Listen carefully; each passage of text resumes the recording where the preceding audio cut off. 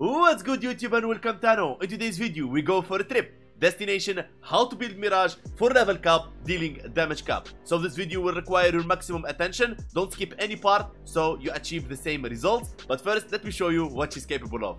Let's go. I am not a king, I am not a god, I am Hunkpain.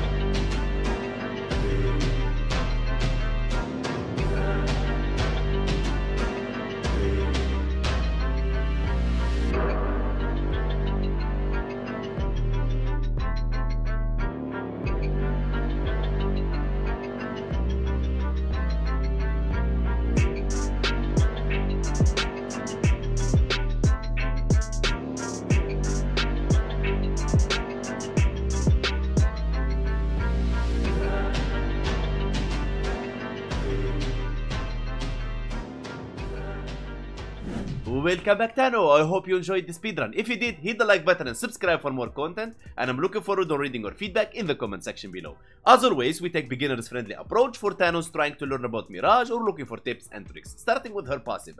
Her passive, sliding, lasts 85% longer and acrobatics maneuvers are 50% faster. Very nice to move around and all for parkour, but to be honest, I hope they rework it one day. Now, Hall of Mirrors. Mirage creates an entourage of doppelgangers to confuse and distract the enemies. Now, these doppelgangers, they are invulnerable and they will attract the enemy's bullets. That's one. Two, they don't benefit from Eclipse unless you're using Total Eclipse Augment to buff them, as they're considered allies.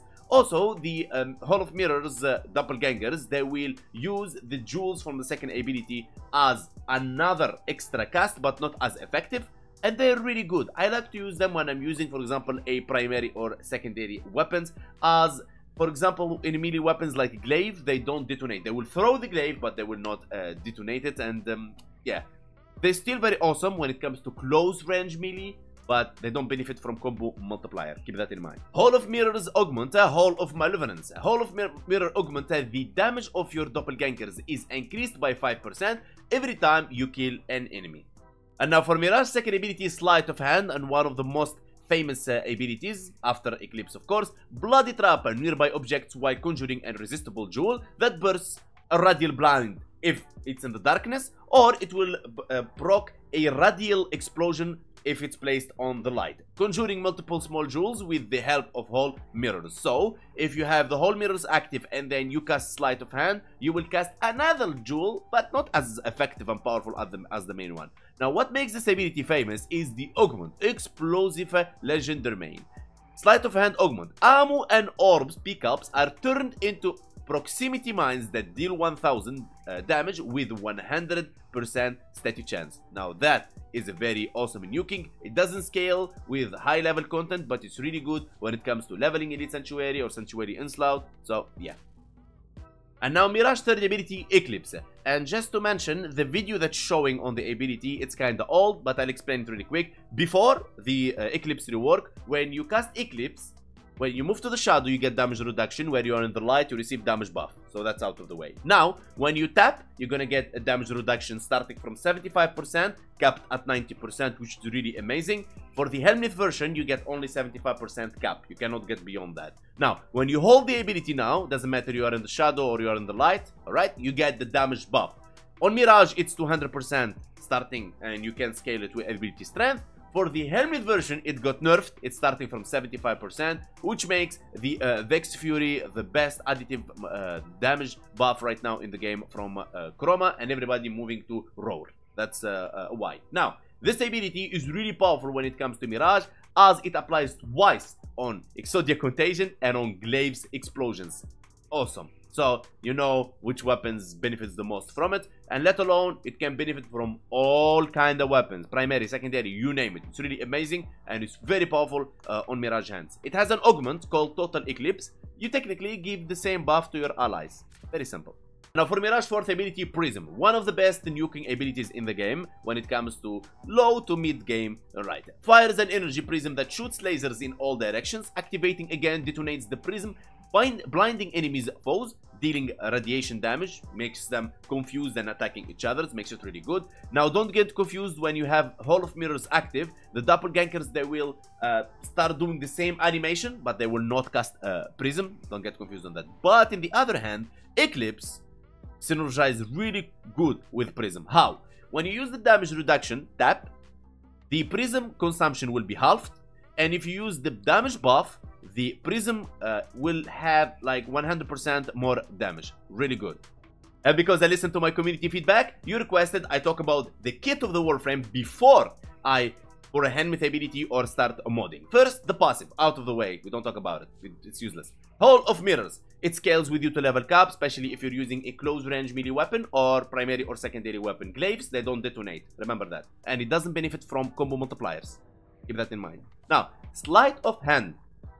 This ability, it's really nice when it comes to blinding enemies and so on, even at level cap, but the damage, even from the augment, doesn't scale to level cap. So you keep this ability for, let's say, CC at level cap, and you keep it for nuking when it comes to Elite Sanctuary, defense missions, let's say enemies until level 200 or maximum 500, alright?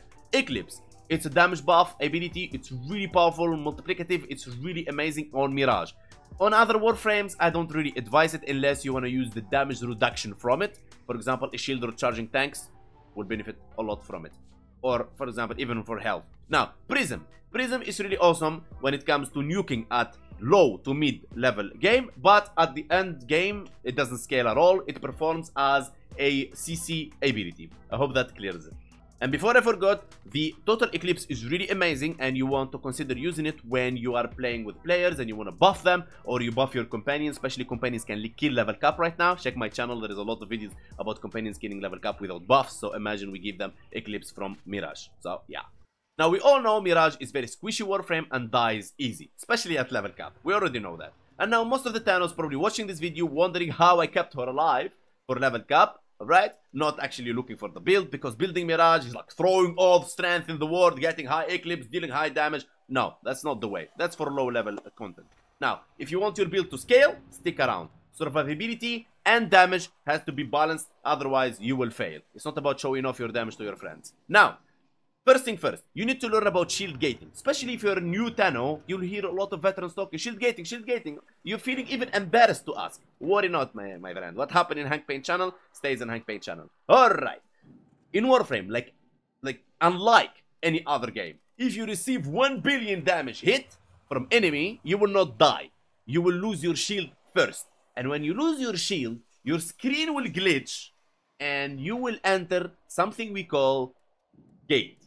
You will be invulnerable for a certain amount of period, depends on how much shield you have. Right now, 1150 shields is equal to 2.5 seconds, which is the highest in the game, except Hildrin passive 3.5 seconds. That's something out of the way. Alright, so, when your shield gets hit, you enter the gate, and if you don't recover your shield, then you will get hit to your HP, and that's pretty much you're dead. So the idea of shield gating is shield back, go lose it, get back to the gate. Shield back, lose it, get back to the gate, and you need to get back your shield before that invulnerability time ends. You got about. So that's why we call it shield gating, shield gating, shield gating, shield gating. We don't let the enemy reaches our HP, so we shield gate. So there is two ways to do this actually. Either you go shield regenerating, so your shield is regenerating very fast, and at level cap enemies will hit you so hard and you reach the gate and then you go back, so the shield regenerating, like shield gating with shield regenerating. Or you go with small shields, alright, for 1.33 seconds, because if you build the Mirage for high shields and shield regenerating, you're losing a lot of mod slots. So you will not have enough duration, you will not have enough eclipse power. So shield recharging Mirage, let's go play Hildred. Now, we use catalyzing shields, old school, for 1.33 seconds invulnerability, which is more than enough, with a small shield, because the mod reduces your shield, so you can get back your shield very fast. I hope that explains it. So as long as you have shield, you don't die, you keep on the gating phase. And now DE did something cool. You will see that you are invulnerable when you are at the gating phase. So don't let the invulnerability finish to get back your shield. Simple as that. And the biggest problem on shield gating is energy. Because Thanos spam their abilities, depleting all their energy, and they're like, like what I'm gonna do now? I'm gonna be dead. No, that's where comes experience and your skill. To, let's say, the consumption of your energy, you need to like control it. You don't like, no, control it. I need to leave space always for my shield gating so I can survive. Okay? And in this video, you're lucky because we're gonna be using Vazarin as well to keep her alive. And now that's out of the way, you're ready to see the build. Starting first with brief respite. On ability cast, your energy will be converted to shields. Shield, gate, shield. You get the point here. So when you cast your ability, your shield is back. Now, power drift for ability strength and resist knockdown. Now, if you feel your Mirage getting knocked down a lot, of course you can use premature footed or the normal one, but I highly recommend you use the hand spring. Right this here. 160% fast knockdown recovery. I didn't have a big problem with Mirage because I keep moving all the time. I don't really get knocked down, but 30% resist knockdown is not bad at all. Catalyzing shields. Reducing your max shield capacity to 82. Don't get frightened, Tano, alright? Because you're gonna have 1.33 seconds full shield gate immunity duration. 1.33 seconds is enough for you to cast any ability. Alright, now, private flow for energy, because we're running low efficiency. Rolling guard, because her ability doesn't cost much, actually. Look at it, 38, 77, 38, and this is 38. This is around like 200 if I cast them all, and I have like 641. I'll be fine. Now, if you have energy problem, you can remove Arachne with Arcane Energize. It's easy as that. Okay, now, we got Rolling Guard for very critical moments where you have, for example, Toxin proc, or you're surrounded by Thraxis and you know you're going to die. Rolling Guard will come in handy. Ambulance Testify for strength, Transfortitude for strength and minus ability duration. Blind Rage for strength and minus ability efficiency. Continuity for duration. Vigorous swap. When you swap between weapons, you get that 165% damage for 3 seconds. Now, Fury for the melee damage if you're gonna be using a melee weapon. If you're not gonna be using melee weapon, you flip it to whatever you want, depends on the weapon. This is not, guys, this build is not built on stone. You can move and switch things, depends on your style. Alright. Arcane Arachne, when you latch on walls, you get 150% damage. Now, if you face any problem with energy, you switch this one to Energize. Right about here. Alright. If you want more crit, of course, you can go Arcane Avenger. Alright, but Arcane Avenger will get tricky because you need to switch the aura, you know. So that's on you guys. Alright. Now, if you're happy about the energy and you're not going to be using melee weapon, you can switch the Primed Flow with Equilibrium and you'll be fine. Or you can switch Vigorous Swap with Equilibrium for making sure that your energy... I'm giving you like different options here, so I make sure that you guys capable of handling yourselves when you maneuver around. Now, the Helmeth ability we're going to be using, it depends on your style. Now, if you're going to use a melee weapon, alright, you want to use Wrathful Advance, really awesome, okay. Or you can use Quiver to stay invisible. or you can use anything you want. For example, gloom. You can go for gloom. You have 128 duration. It will be enough. 100 range. You will be controlling the area, but not big area, right? And you can throw equilibrium instead of vigorous swap. Okay. Now, guys, move around this. Nourish for energy and viral and stuff like that. For today's video, Wrathful Advance will be on a play. All right. So 313% strength. We got like 626% damage increase and 90% damage reduction. Mamma mia, we're good in there. Now, 2 Emerald Archon shards because I'm going to be using my Epitaph with corrosive to armor strip enemies. And I'm going to be using 3 Violet Archon shards for 25% melee critical damage. When energy max is over 500, the damage boost is double. Right about here, we have 641. Easy. Now, you want to run them Tau Forged if you're really focusing on your melee weapon. Now, the melee weapon, you can use Glaive. The Glaive build in the channel. The Balla right here, it will be released probably in tomorrow or after tomorrow, the Balla video with Exodia Contagion. Companion, use whatever you want, and this is the Epitaph build. It's already in the channel, you already know about it. Ogre Seeker for duration, Encumber for the stats, and all that kind of stuff. Now, because the Balla is built with melee crescendo, alright, we're going to be using Vazarin. Finisher performing in Warframe. Now, you can use Vazarin to ragdoll them with the second ability, and then you perform ground finisher. Or you can use Naramon's second ability, you sling, and then they're open for finishers. Or you can use Airyu mods, so you jump in the air and you hit them, they're open for finishers. Or you can use Bronco, Augment, dizzying rounds, alright? And you can just open them for finishers. My memory is good. And first we're gonna fill our combo multipliers to 12 with Crescendo. And now let me show you how you're gonna be staying alive. Third ability, 90% damage reduction, but you cannot rely on it 100% because that 10% can actually kill you. Now, second thing, you go to doppelgangers. They will actually attract enemies' fire, but you can catch a flying bullet. Now, every time your screen shake like so, that means you reach your shield gate. That means it's time for you to use any of your abilities to stay alive. Now, that's one way. Second, you got the Vazarin Focus School, so you dash on yourself, so you become invulnerable. Alright, so think about how much Mirage has to offer in the table, so using Vazarin and dashing on yourself isn't so bad after all, especially if you're going with melee crescendo. Vazarin will help you a lot on building your combo and so on. Now, the next thing I want to talk to you about is using Sedo with cold, or you're using Epitaph to armor strip and cold and stuff like that. Alright, look at this. Boom, boom, boom, boom, boom. And then you're gonna be using Arachne if you're using Arachne, so you latch in any of the walls. Alright, and then look at this.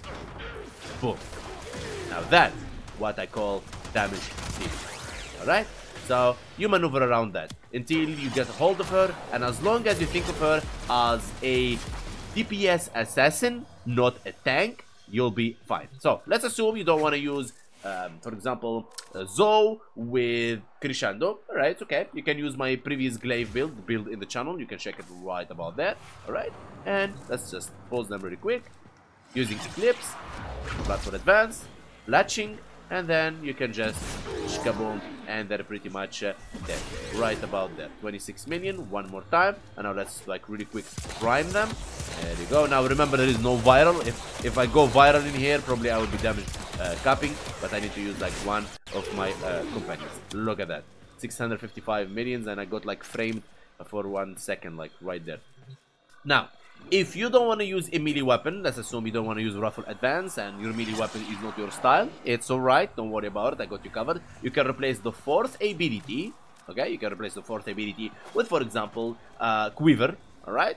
And you'll be good to go. So imagine you're invisible right here with Quiver, you already know about the ability, and then you want to use, for example, the Latron. There you go. And the doppelgangers will help you with that, as they're going to be using Latron as well, and you're going to be just destroying the whole map, and nobody will blame you.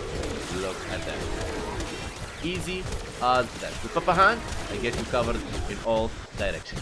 Remember, Tano, Mirage is an assassin damage dealing Warframe. She's not a tank, so treat her like so. Now, the build is about shield gating mechanics to tank and about balanced damage and strength. She's not about throwing a lot of strength and then you end up dead, pretty much. So, think about it and always balance things out. The build is not written on stone. You can maneuver and change it around, and I'm looking forward on reading your feedback in the comment section below. Don't forget to hit the like, subscribe for more content, and join our Discord link in the description, and follow me on Twitch, and see you guys next time.